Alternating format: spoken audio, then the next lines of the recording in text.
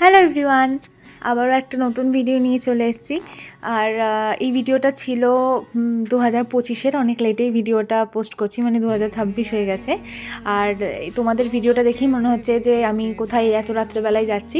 Actually এটা রাত নয়, এটা ভোর 4:45। আমি টাইমটাও দেখালাম। আর তখন ছিল ভাইফোঁটার পরের দিন।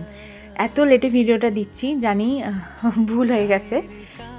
আর এই যে মাও তখন ছিলেন মণ্ডপে। এই যে পৌঁছে দেখি যে ভোরও হয়ে গেছে।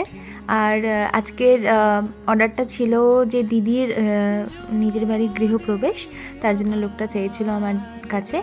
তো দিদি বলেছিল যে তুমি এসো, আমি বাইরে দাঁড়িয়ে আছি। আর দিদি বাড়ি চলেও এসেছি। সত্যি খুবই সুন্দর করেছে বাড়িটা। আর ঠাকুর ঘরের জায়গাটা, মানে যেখানে পুজো হচ্ছে সেই জায়গাটাও খুবই সুন্দর করেছে, ডেকোরেশনটা দারুণ। এরপর দিদিকে জিজ্ঞেস করবো যে দিদির কেমন কি মেকআপ লাগবে, তো জিজ্ঞেস করে মেকআপ। হ্যালো দি।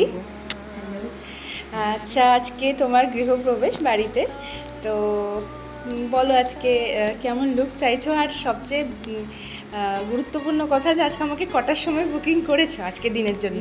ভোর 4:30টার সময় বুকিং করেছি এবং তুমি সেই টাইম মতোই এসেছি তো।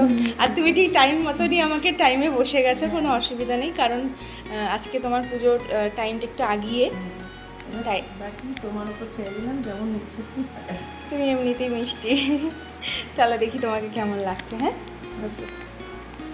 দিদির কাছ থেকে তো জেনেই নিলাম তো কেমন কি মেকআপ লাগবে। দিদির ব্যাপারে কি বলবো, এতই ভালো মানুষ যে আমি প্রথমবার গিয়ে বুঝতেই পারিনি যে আমি দিদির সাথে আমার প্রথম দিন দেখা।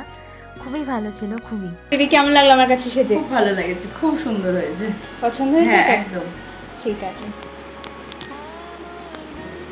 এত ব্যস্ততার মধ্যে দিদিকে বলেছিলাম যে চলো একটু রোদের মধ্যে গিয়ে বাইরে গিয়ে একটু ভিডিও করি, তাই দিদি রাজি হয়েছিল। ভীষণই মিষ্টি। আর এই দিদির রিভিউটাও আমি এখানে দিয়ে দিলাম, দেখে নিন। আমাদের সাজানো কমপ্লিট, বেরিয়ে যাচ্ছি। এসেছিলাম রাতে, মনে হচ্ছে সকালে যাচ্ছি। এই ভিডিও ভালো লাগলে অবশ্যই কমেন্ট করে জানিও। আবার নেক্সট ভিডিও নিয়ে পরে আসবো। আজকের মতন এইটুকুনি, টাটা, বাই।